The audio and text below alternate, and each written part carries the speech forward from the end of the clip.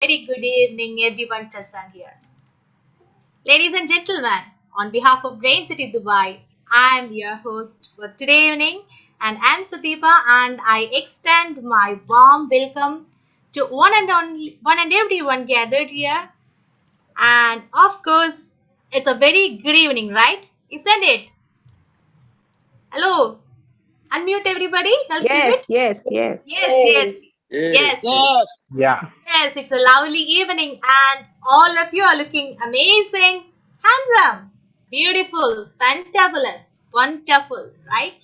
Well, first, most I would like to thank you all taking time out from your busy and heavy schedules and making this evening with your glorious presence.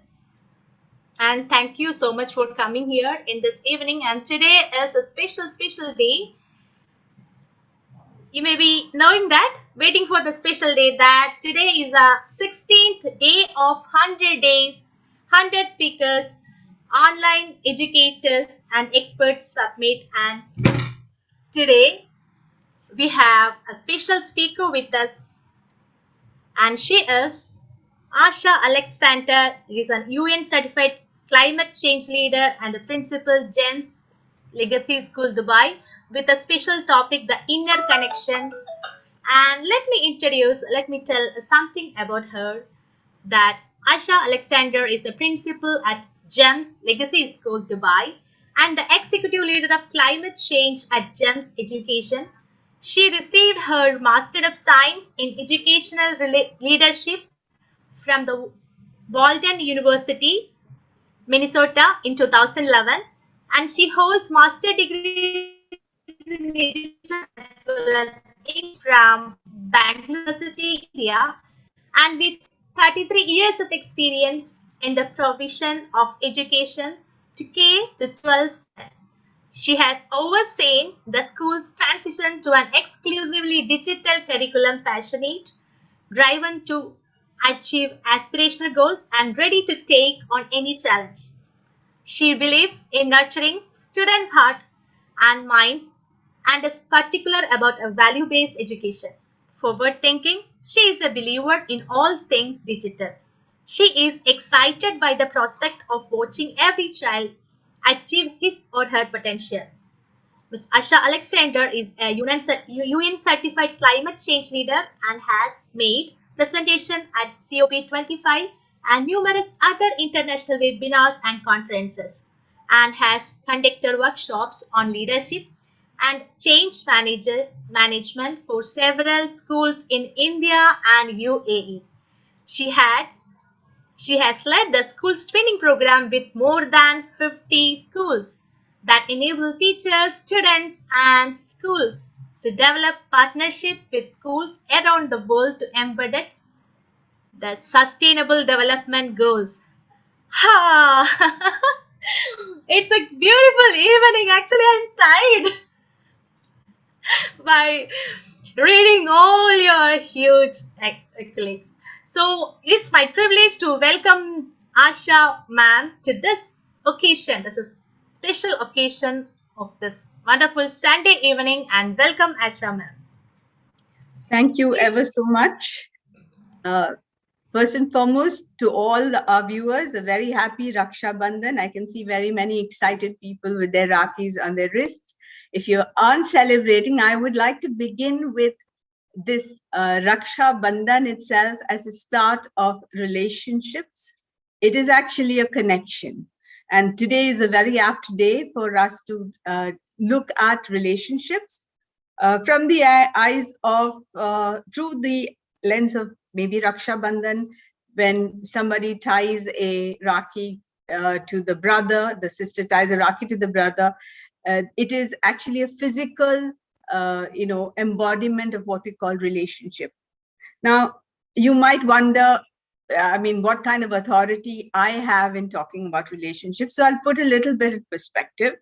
All of us engage in a lot of relationships, but being an educator with 33 years of experience, I've had the opportunity to deal with hundreds and thousands of students, teachers, and parents all over India. I've worked in Cochin, in Visakhapatnam, in Coimbatore, in Mumbai, in several cities in India. And I have stayed in the UAE and worked in several schools. So I've had the opportunity to deal with a larger number of people than most people would get to. Simply because every year I have thousands of children going out of my school. I meet with their parents and the teachers. Relationships are not about how many people you meet. Relationships are those that get forged because you nurture them. But as soon as you're born, everybody has a relationship with several people. And we don't recognize them as relationships when you're a baby, but straight away you have family. You grow in and you go to school and you have teachers, you have neighbors, you have uncles and aunts, you have friends, you have your life partners, you have several people as you're growing up. So relationship is multidimensional. It is not, we think of relationship as a one-to-one.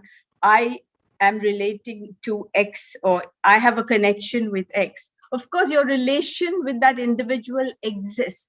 But very often the problem with relationships is we think of it in a linear fashion. My relationship with my best friend, my relationship with my teacher.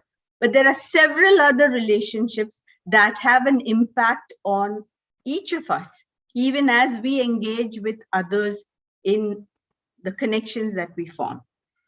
So we are told in so many ways we should be, our communication should be good in a relationship.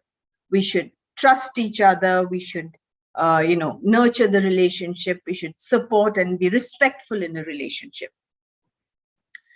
But in order to do all of these things, what we first have to recognize is the only person you are in control of in a relationship is you.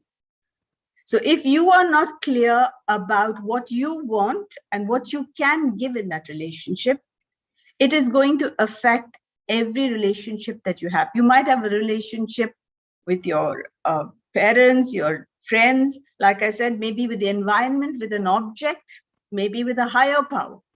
You have relationships all around, and all of these relationships come into play. So your understanding of who you are is very important when we are actually looking at relationships.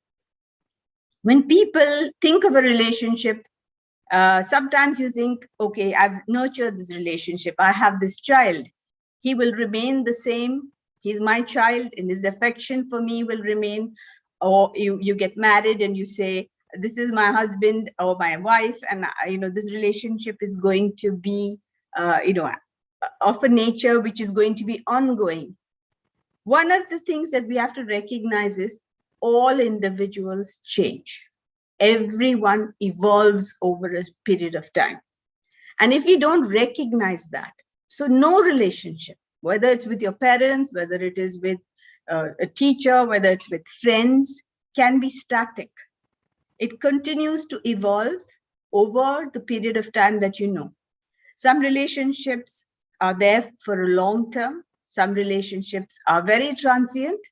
It depends on how much time and energy you invest in that relationship, what you give into that relationship, and what you expect from that relationship.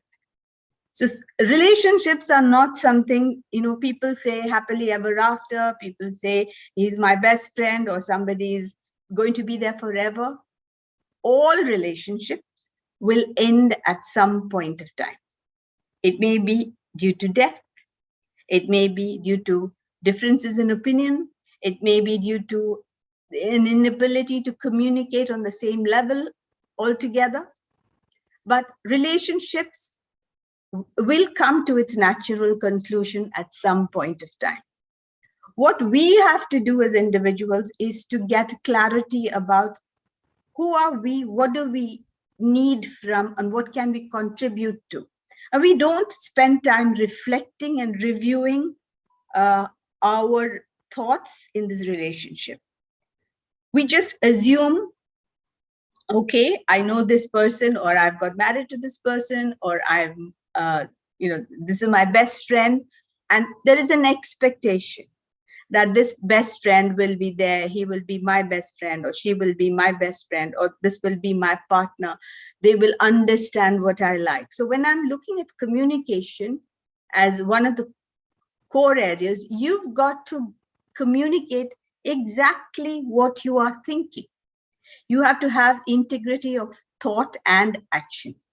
You can't think one thing and do or say something else. So when I'm saying there has to be clarity in communication, relationships get affected when you're not honest in that communication.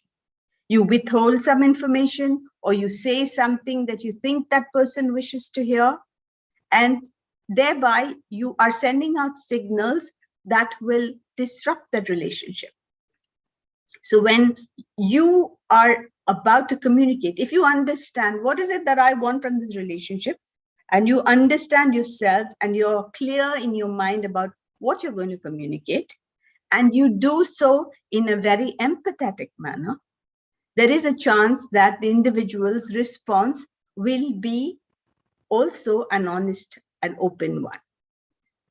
Very often, there is a lack of trust in relationships. So, you second guess what somebody's saying. You're not sure whether they mean what they say, whether they liked something, or, you've seen wives preparing lovely meals for the husbands, and then the husband says, it's very tasty, and the wife's not very convinced.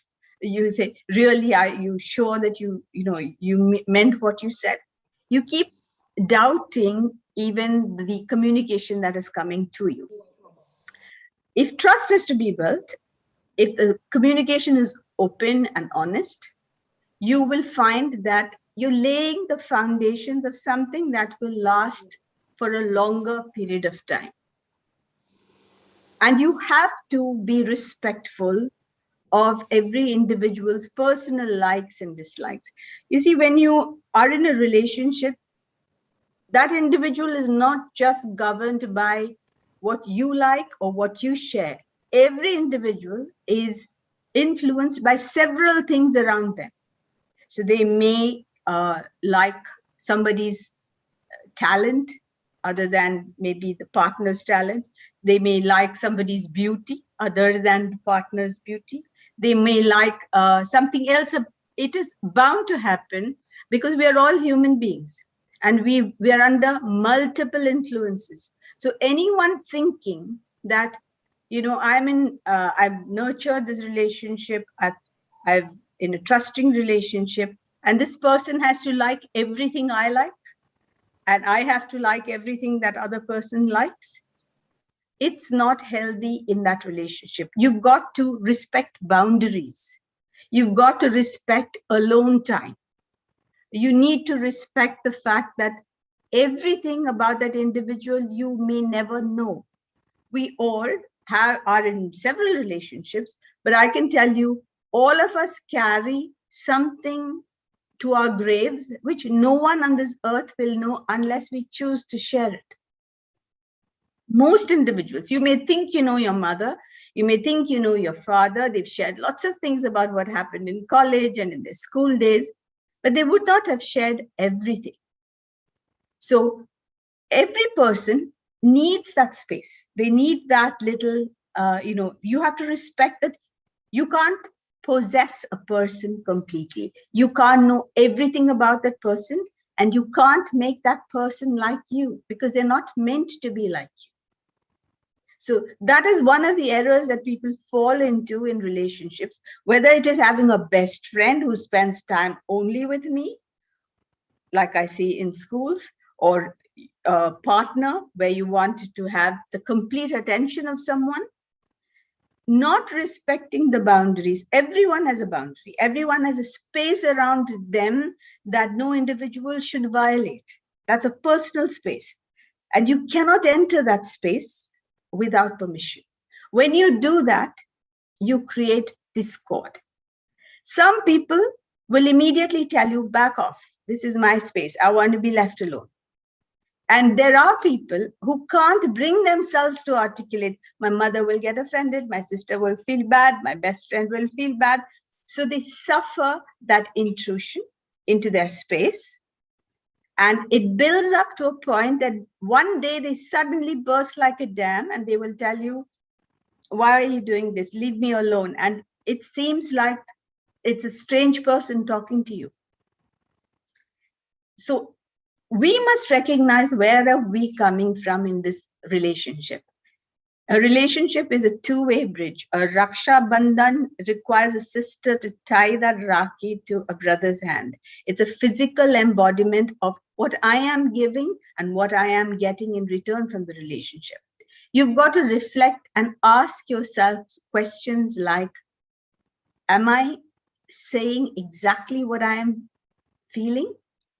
Am I being honest, even if it means that this person might get upset? Am I being truthful about my inadequacies, which I'm bringing into this relationship? And that is what is influencing the relationship. Most often, we don't engage in reflection. We just exist. We have relationships. We have expectations. My mother will cook for me. My mother will love me forever. My mother will be there every time I need her. My best friend will have my back. My husband will love me forever after. Expectations. And maybe something that we've garnered from our own interactions with other people who are around us. And sometimes people live through toxic relationships, even when it is very, very detrimental, because they just don't know how to end a relationship. Any relationship where you're giving more than you're getting, or you're not on that same wavelength, and which is actually causing distress to both parties, should not be continued. But then we are governed by another host of relationships which exist in society. Will say, what will my neighbor say? What will the priest say? What will the children say? And you continue existing in relationships which have actually come to their end. But we are not brave enough to sever the relationship. Like I said, there are relationships. It's easier to fight with the best friend or somebody who's hurt you or a neighbor who's insulted you and say, I don't want to see your face again. Because you may not have invested as much time as you would have with your family or with a cousin or with a brother or a husband or a wife.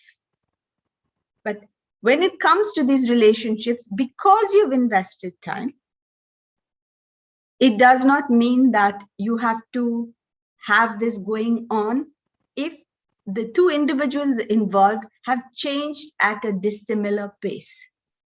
It might happen that your son goes to study in a different country, he interacts with different people, he picks up values from the people he's interacting with, from the relationships he's forming there, and he's now no longer the person whom you nurtured in their childhood. The expectation that they will remain like that forever is a misconception which we all harbor. And that is the reason why we're unhappy in some relationships. And the fact that we should have the courage to ask ourselves, who are we? What is our purpose of existence? What do we want from this relationship? Whether that relationship is with something material, like I can see children obsessed with clothes and cars and houses and, I must have this. You're not going to take anything with you anywhere. Your beginning and end is in this world. All relationships end here. Some last longer than others. Some are very, very transient. Some, when they end, it doesn't matter. We take it. If I move one country and I go to another country and I know definitely I'm not going to see my old neighbors, I will carry memories of them, but I accept those very, very readily. Sometimes when, as in death, we're taught to come to terms with the fact that the relationship has ended because that person or that animal or the pet we loved is no more. But when we have to end a relationship where we've invested time and energy, we are guilt-ridden, because if a relationship is not going in the direction it should, both parties involved, in the relationship are responsible for not having supported, for not having nurtured, for not having trusted, for not having communicated as clearly as they ought. And the fact that we don't own up to our part in the discord is a reality I see. I see lots of children's parents who come, they're separated, they're single moms, and all the time I hear stories of, but he did this, and life was very difficult. And I haven't heard the other side of the story. And I can well imagine that if I could meet the husband or the wife, I would hear another part of why that relationship floundered. But we are so busy in our lives, we have no time for spiritual relationships, let alone, reflecting on who we are. And sometimes we don't even want to look at who we are, because when we look at who we are, we realize we have a large part to play in the relationship not having been nurtured as it should. And very often, like I would like to bring it back, is the fact that we think something and nobody can see our thoughts.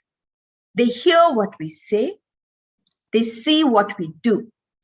And if those are not congruent with what you're thinking, you cannot expect the other person in the relationship to believe that you have a different thought, because only what you say and do is perceived and understood. And you can't blame the other person if what you are showing is what you are allowing that person to believe. So if somebody says, I love you, because they want something in that relationship, but actually they don't feel the love, they want to be in a relationship for a temporary period of time, you are part of that deception. It's an untruth. So you have to be really questioning. When I say the inner connection, it is always about you. You are the person in multiple relationships with the environment, with God, with your family, with your neighbors, with your loved ones. We create and terminate relationships. We do it, we can support and nurture and respect relationships. How many relationships survive during your entire course of your life? Maybe a few, maybe many in some cases. But if you've understood yourself and you acknowledge what part you play in maintaining those relationships, your understanding with your connection with yourself, your continual questioning of yourself, what is my purpose in this relationship? What is it that I want? How can I make this relationship better? How can I be a little more empathetic and honest in my communication? How can I support this relationship if it is going astray? I'm not saying that when a relationship flounders, the next thing you do is terminate it. If you want that relationship to carry on, you have to invest your time and energy. What you nurture grows. What you do not nurture, what you do not support, fails by the wayside. And that is a truth of life. And understanding that change is the only constant. Everyone changes. I have worked in so many schools. I have, if people who knew me in college would say, she's become a principal. Your perception of who you were as a child is not the same as you were a young adult, or when you are growing older and then you're interacting and when you're placed in different environments, and every person you come into contact with influences you. You have a relationship which you might take forward as something strong, or something you might just let it lie. When I talk of relationships and when I go online, I see the word relationship is always in a very romantic marriage and dating kind of way. It's a romantic relationship that is often discussed online. But the core of the relationship remains the same. Whether it's with a family member, whether it's with your parent, whether it's with a teacher, whether it's with your best friend or your neighbor or with a pet, or your relationship with God, what you invest, what you give, how much time do you give for prayer? How much do you understand yourself as a spiritual being? How do you take that to another level? If you haven't thought about those questions, you will constantly be looking at a quick fix to fix the relationship. I'll go to a counselor, he or she will talk to me, and then everything will be fine one fine day. The best people to correct it is us. If you can look inward and ask yourselves questions every day about whatever relationship you are in, if you want it to thrive, what part are you playing in not helping that relationship go forward? What is it that is hindering that relationship? So the more we reflect, the more we review every single day and give time to ourselves to think about who we are, what our purpose is, what is it that we want to give to that relationship, instead of just looking at what can I get from it. Today's generation is one where everything has to be given. You know, you get married, I want my wife to cook for me, I want her to clean, I want her to do this. If there's a mother, there are roles and expectations. This is what I want of, what would I give to that relationship? If you can look at it first, I am a daughter, what can I give to my mother in this relationship? I am a wife, what can I give in this relationship? I am a teacher, what can I give my student in this relationship? Instead of looking at what can I get. Because in giving, there is greater joy, greater fulfillment, and greater, richness that comes out in a relationship if you will enter a relationship with a heart of a giver, not of a taker. In giving, there is greater joy, far greater joy and fulfillment than in wanting things out of a relationship. So this is what I'd request all viewers to reflect on. And this is just in a nutshell what I've had to tell you. But now I'm ready to take any questions that you might have, which might make the conversation more relevant. Thank you, Asha ma'am. Thank you so much. And in a nutshell, I must say it was an eye-opening thing. Yes, it's end of the day, it comes to all of us, how we want to pay attention to that relationship. And then back of your mind, you think, do you want to maintain the way it is? But most of the time, isn't it true that we don't want to express ourselves because we think that person may be feeling offended if we say so or do so. So most of the time we are in that cluster and not coming out of that thing. You see, if you ask yourself, when I said when you communicate with empathy. You may not want to. I am a boss. I am looking after so many staff members. I have to tell certain people that their work is not up to par. I'm not doing justice in my relationship as a leader if I'm not developing my people. But learning to communicate that in an empathetic manner will definitely improve that relationship. And it will take that relationship to its fruition. I want from this relationship, I would like to give my expertise to develop you as a leader. But if I'm going to tell you, you're an excellent teacher because I don't want to offend you, I'm actually harming that relationship more than nurturing it. So there is a manner that we must develop to be empathetic. I have to put myself in the shoes of the person whom I am advising and saying, how is she going to feel when I tell her she's not as good as she ought to be? So if you tell your wife, there's too much salt in this, take it away, you're wiping away all the effort that went to preparing that meal for you. You're not respecting the love and care with which she found time to make that dish for you. So you have to be empathetic and very, very considerate. Think about listening to what I have to say from the eyes of the receiver. So there's a lot of you involved when you are communicating.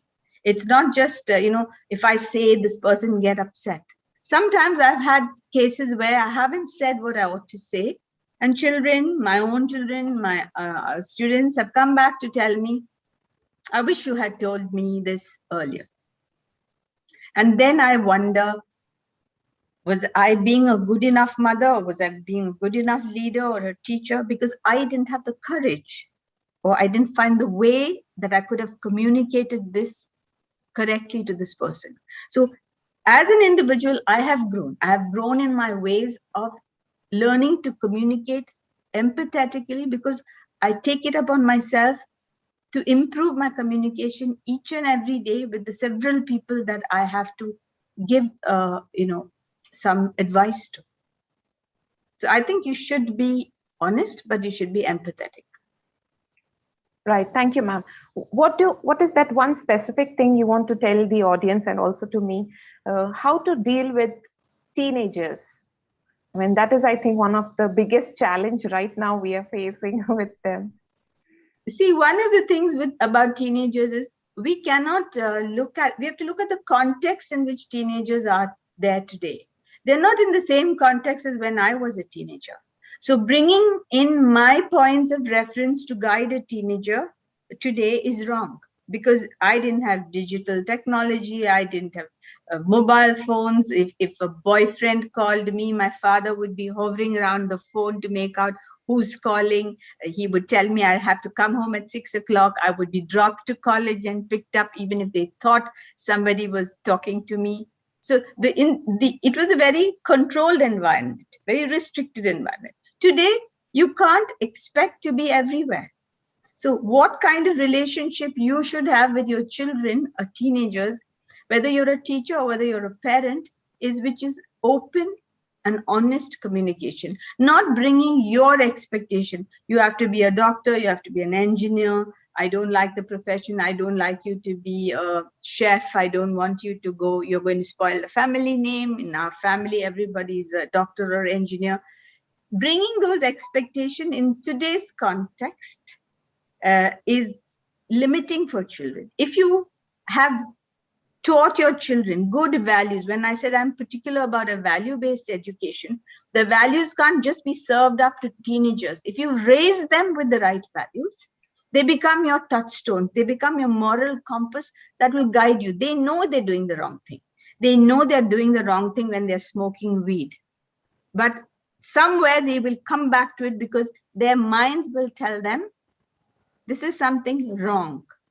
They know it as teenagers. You don't have to be there. But if you haven't taught them to distinguish between right and wrong, then they will go in a path of exploration and experimentation, because that is what their age is. And if you haven't given them advice, and you haven't been speaking to your children, you will not know who their friends are. You will not know what other relationships are there. And sometimes parents make the error of believing what they want to believe. Others will tell you your son is, in this company or doing this kind of thing. Still, you will not have the courage to have that conversation with that child. In ignoring it, in blocking all your parts of communication with your children who are teenagers, you are guilty of not nurturing that relationship. They may not talk to you, but you might need to sit them down at some time and have a conversation. The more you communicate with them right from childhood, and they get a level of comfort that, yes, I can talk to my father, I can talk to my mother without being judged. We are not able to, when parents come and tell me today, we studied like this in school, everything is changing. You cannot be operated by the same technology used 20 years ago that you will say, okay, use the old method to operate me. No, you want cutting edge technology when you're on the operation table, but you don't want cutting edge technology when you're teaching your child.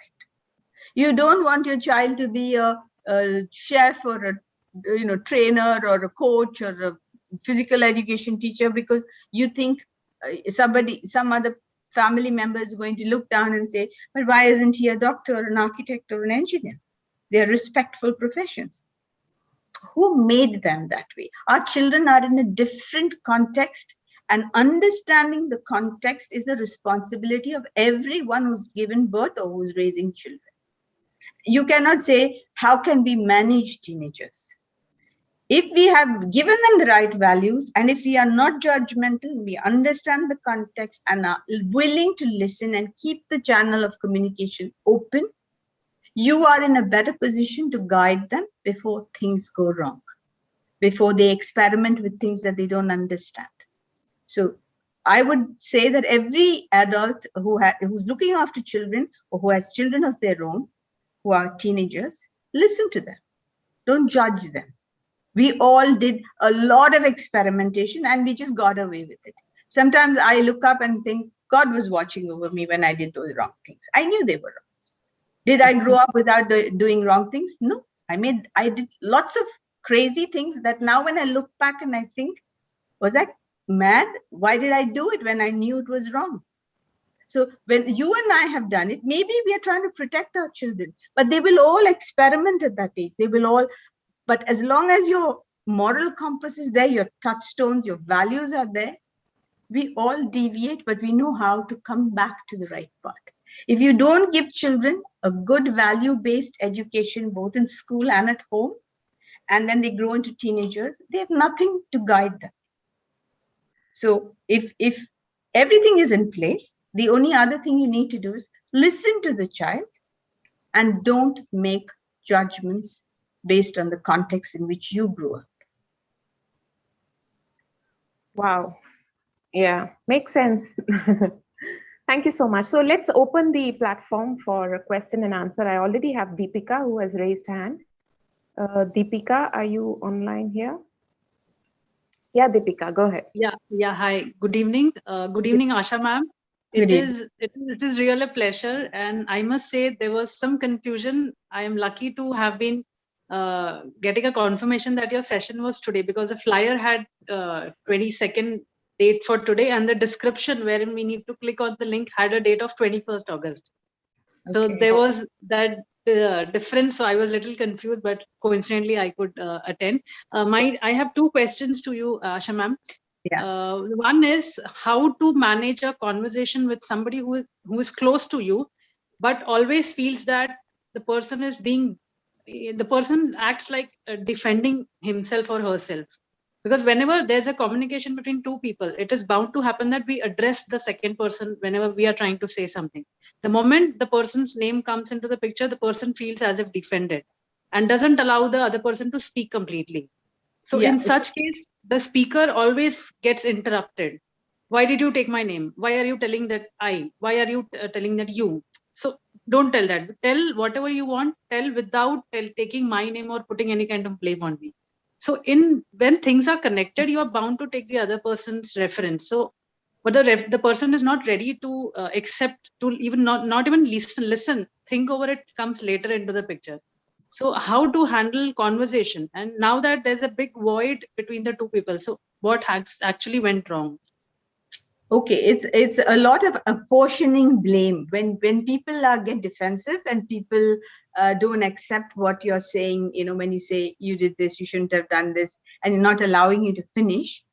Nobody likes to be blamed. It's not human nature to readily accept blame. And so if I had to talk to somebody who I want to tell something which I would like them to correct, I would say, you know, this happened. And I think it happened because I didn't do my part in this. I should have been more clear with you, or I didn't explain things well enough to you, which led you to may have take this particular action. The minute you acknowledge that you also are part of the problem, you know, when you're saying there's a problem and I'm talking and the other person's not listening, if you are involved in that problem, you're also part of that problem. Whether you like it or not, you've contributed to it in some way where you haven't been clear. You haven't expressed yourself well enough so that the problem occurred. And when you are going and you're saying you have to accept this, there are very few people who will be able to receive that, embrace it. They are people who understand themselves. So if somebody says, you did this incorrectly, and if you know that is the truth, you should be gracious enough to be able to say, you know what, you're right, I shouldn't have done that. That's the expected answer. You're expecting them to say that to you. That'll give you peace of mind, because yes, he or she is embracing the fact, yes, I did something wrong. It is only because of me. But it's never only one person. Let us say my son starts drinking and he becomes an alcoholic. I have been telling him liquor is bad, don't go out, don't drink, you shouldn't party, whatever. But if I haven't been also showing the consequences, if I haven't been hauling him, I'll have one drink, so it's okay, they had a party. I'm also part of that problem. I'm also part, I can't say, I was so liberal, I allowed you to go out, you didn't do, you kept drinking, and now look, you're an alcoholic. These things, the problems that arise when people are defending, we, by not expressing clearly what is our expectation or our part in that, we are actually also part of that problem. So whenever there is a problem, if we are also part of the problem or that altercation, acknowledge your part in it straight away. When you are showing, I am willing to take my part of the blame. This is where I think I went wrong. I should have spoken to you about this much earlier because it was troubling me, but I just kept holding off because I didn't want to upset you. That person begins to understand you're modeling the ability to embrace blame. And you're also saying, I am part of this problem. When you're trying to put all the weight onto the other person, they will defend, they will justify, they will not accept. And if there is a void, and you want, now there's no communication, there's a breakdown, this is also an opportunity to be, you have to gather the courage and take the first step and say, I'm really unhappy that, we're not talking anymore. I really valued what we had, but it's come to a point where we don't talk to each other. And I think I'm responsible too, because I haven't been talking to you. And I'm feeling horrible about not having this conversation with you. So I want us to talk. And believe me, there's nothing that counselors do, or teachers do, or leaders do, other than listen to somebody and engage in conversation. Many things, almost everything can be resolved through talking to people, to anybody, even to a convict in jail. I don't think people are essentially bad. They don't get a listening ear. They only get blamed for what they've done wrong. And maybe in some extent, it is the circumstance that drive people to do certain things. I am not placed in a circumstance where I had to rob, but if I'm very, very hungry and I needed to eat, who knows, I might rob. So being judgmental, and apportioning blame and expecting the other person to embrace that blame, it happens when the other person is very evolved and can see from your point. But most often people are not going to take it and say, yes, I am the wrong. They'll defend, they'll justify. If I tell a teacher the lesson is bad, I've taught it won't work. If I tell her, I came to your class, I know how unruly the kids were today. They were making a lot of noise. Maybe it's the return to school suddenly. I've generally seen you giving a good lesson, but today's lesson, I think those children were disrupting you. Did you feel it went the same way? I've given her a hook to understand that I'm not saying the entire problem exists with her. And that is what all of us need. We're not Mahatmas. We're not able to embrace everything and take everything and say, come on, slap the other cheek. Everyone's normal tendency is to justify. Thank you, Asha ma'am. Thank you so much. Thank Deepika, you. I Thank hope you you got the... Yes. Thanks for giving that clarification, Asha ma'am. I have one more question. Can I ask? Please. Yes. Yeah. Thank you so much. Why is it that people, even when they have an argument, there are some people who have an argument, and as I said, there's a void for long. And now that one of the person is ready to cover up and say sorry and move ahead, like let's move ahead, but the other person is very adamant. I will not move ahead unless and until the past things are all closed. The topic has to be closed. Only then I will move ahead. So one is liberal, the other one is adamant not to move. How to go ahead in such situation? See, that's what I said. We all change in different ways. Some people, the people you think are going to respond in a certain manner. Now, you have a part in having created that void. You have a part in not having communicated for a long time. Now you're choosing to go and go ahead and say, I'm sorry. The person doesn't feel you're sorry for whatever happened. Until you address that and put it to rest, where at some point, maybe you want to say sorry and go on with it now because that person thinks this is an easy way. You've hurt me. I have been stewing in my own juices for this so many months, and now you're just saying sorry. Let's forget about it. Now let's get on with life. No, you need to revisit that problem. Obviously, you want to create, close that void, but you don't want to go over those same stories again, because it's opening up old wounds. It's making you feel uncomfortable. So you think, now I can just gloss over this thing. I can say, I'm sorry, and then carry on with the rest of my life, because now you have to accept, I've said sorry. But sorry sometimes is not accepted because it doesn't seem to come from the heart.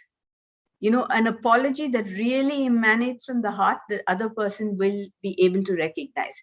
And most often, it's better to gain closure of a situation rather than allow it to fester in your relationship. If you haven't sorted it out, maybe 3 months down the line, you say, that time you did this, you said this, it'll go back to square one.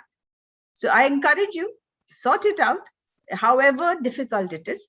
You have to learn that sometimes you have to, the only way to solve the problem is taking the bull by the horns. You have to deal with it. Thank you, ma'am. Thank you so much for your response and feedback. Thank you so much. I'll surely work on it. Thank you so much.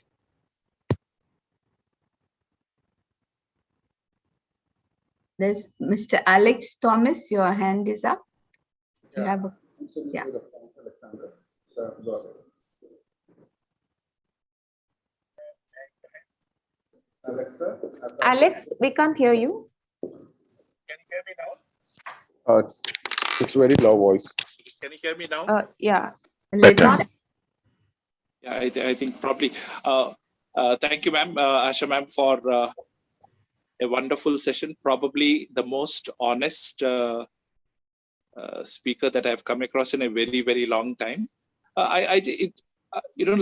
Just going back to Deepika's issue, I just felt that how important is,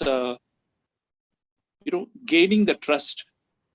Because if you try to sort of, we talked about empathy, and often when, you're counseling kids and others also, I've seen this resistance, and that resistance comes when the other person has not actually gained the trust to say something.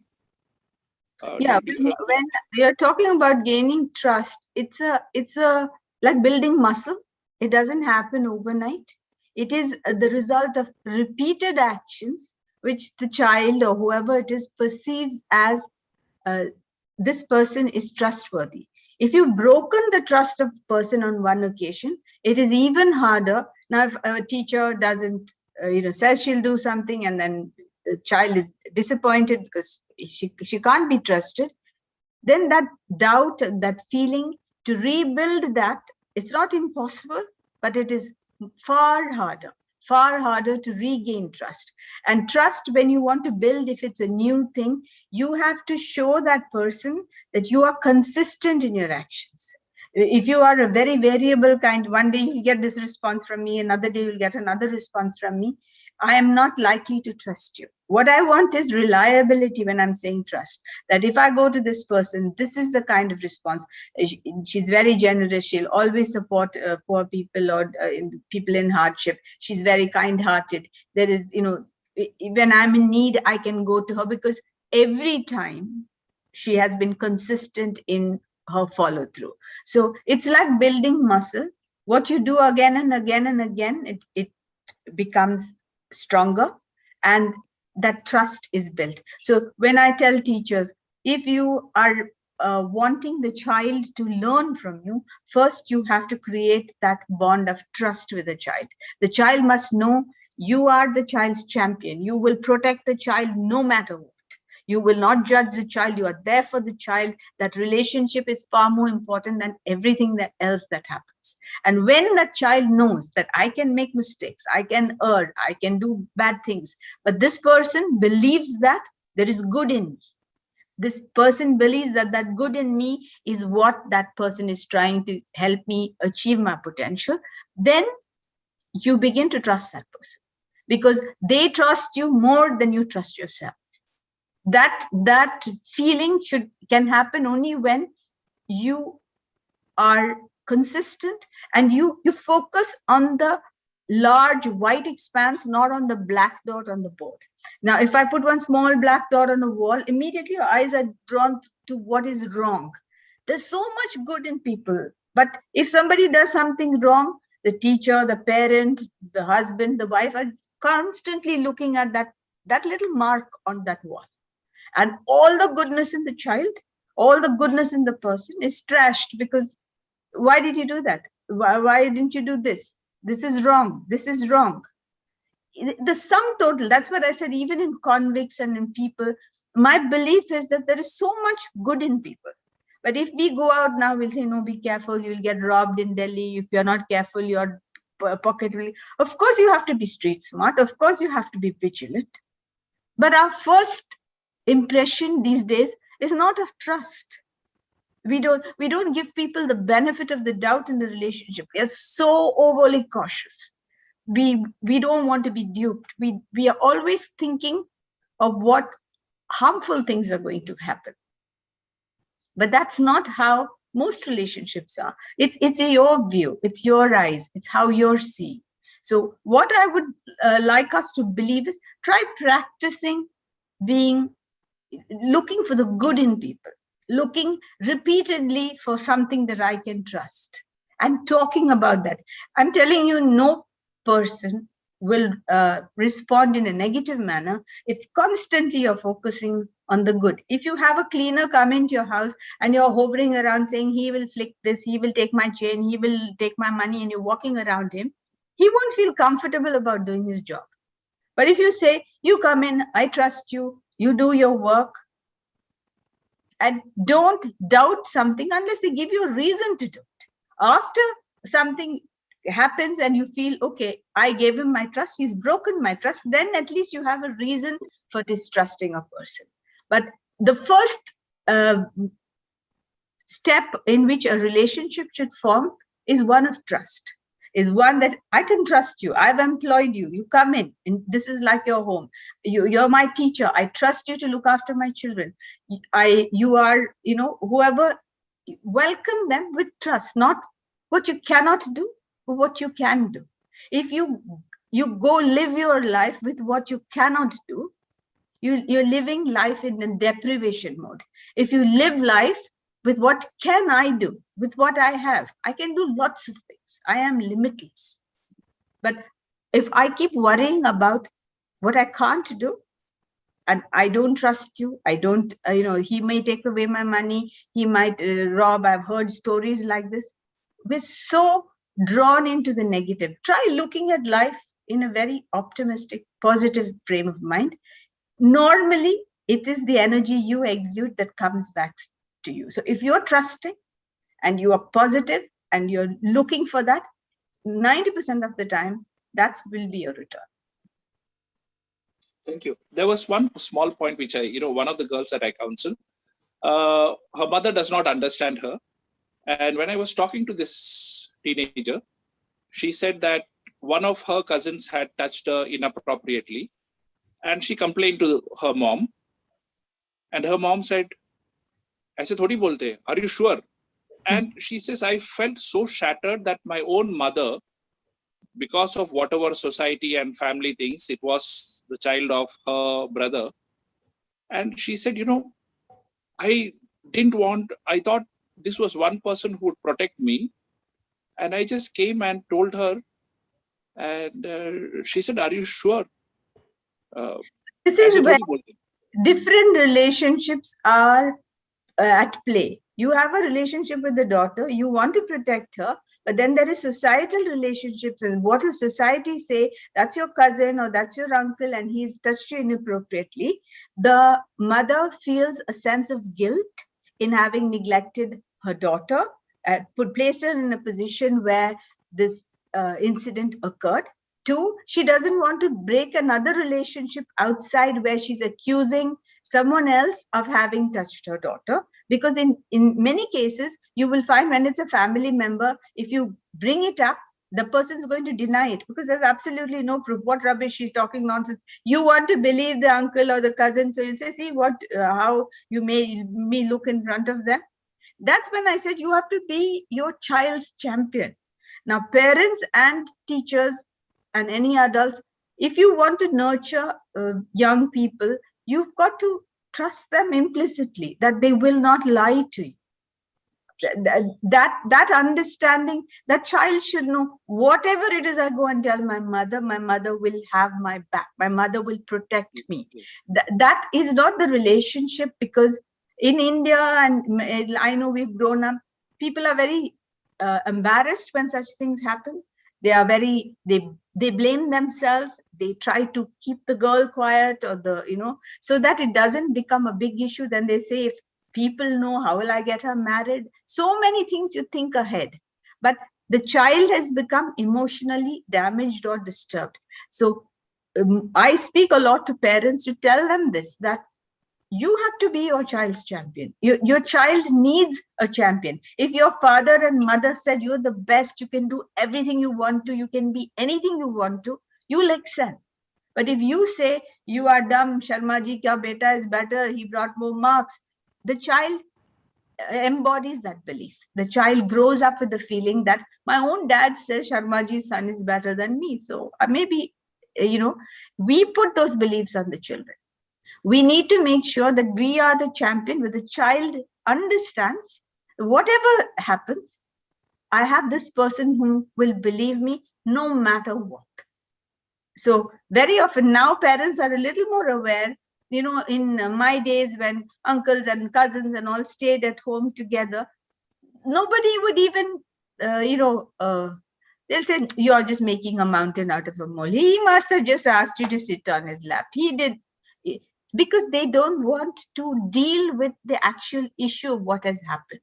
That requires a lot of emotional maturity to accept what has happened and to have that unhappy conversation with that uncle or cousin, which they don't have the courage to do. Thank you. Thank you. Welcome. Thank you, Asha ma'am. And thank you, Alex, for that nice question. And we have Dr. Saravnan. I'm sorry you had raised a hand for very long. Yeah. Go ahead, sir.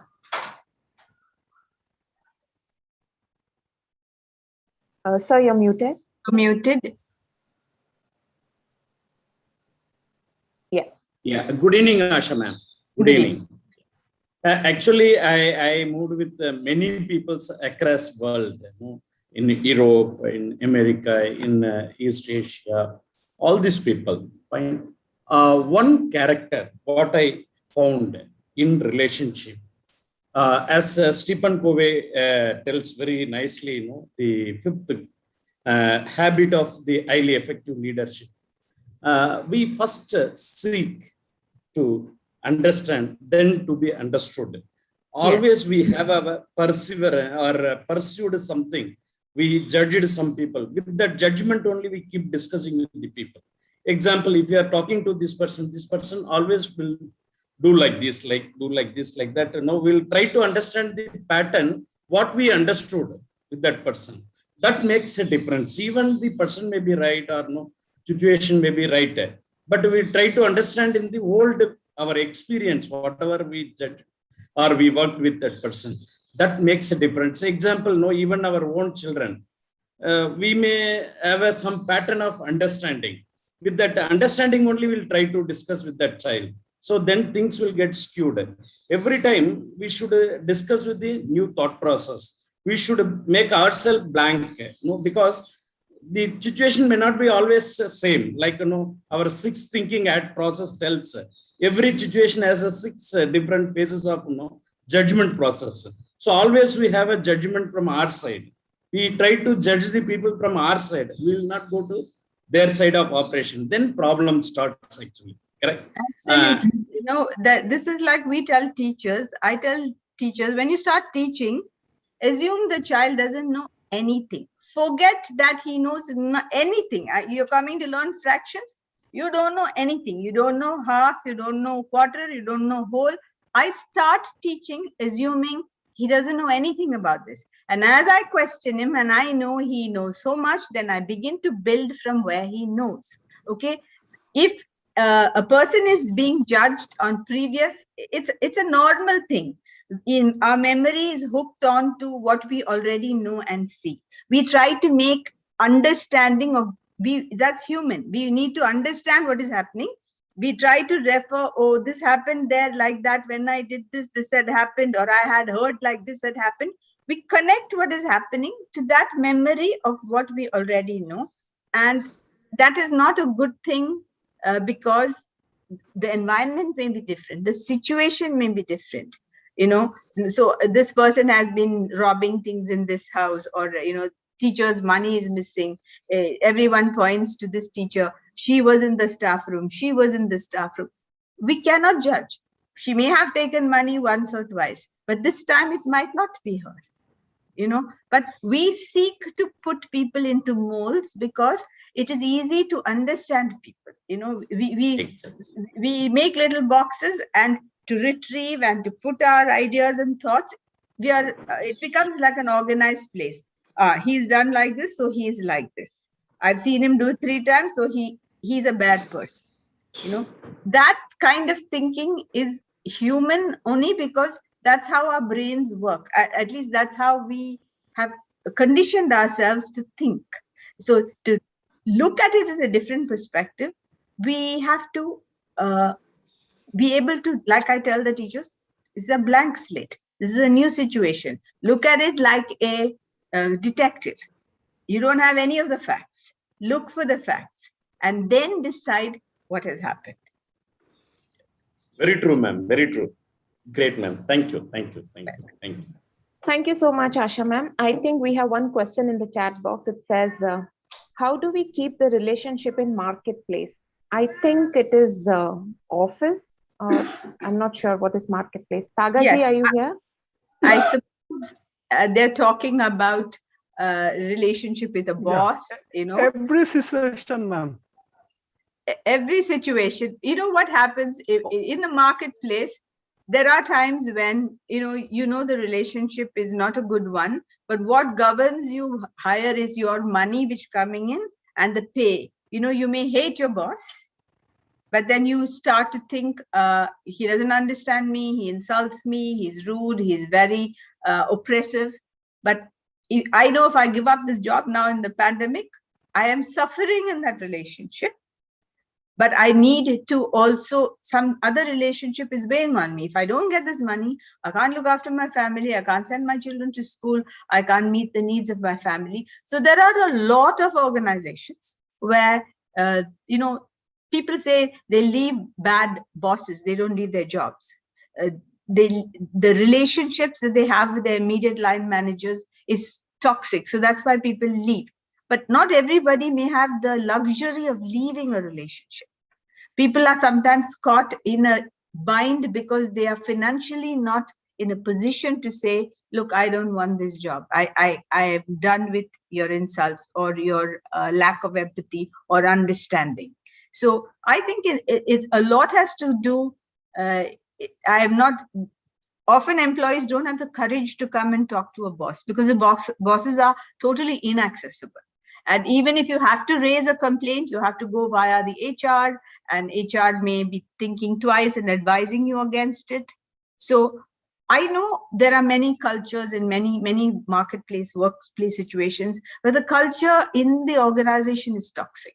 Of course, this is a point for leaders to note that if you want good employees and you want productivity, you have to have a culture of openness and accessibility and treating people. It is if you have a great work culture, automatically great people start coming to work there because everybody is not looking for money.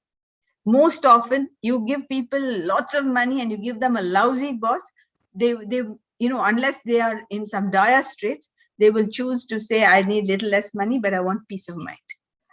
So you are right. There are many places where the work culture is bad. They do not understand. People are in very bad relationships, but they do not have the courage to step out of it because of the monetary constraints that they are in. And it's not a healthy thing. If you have a choice, you should walk away.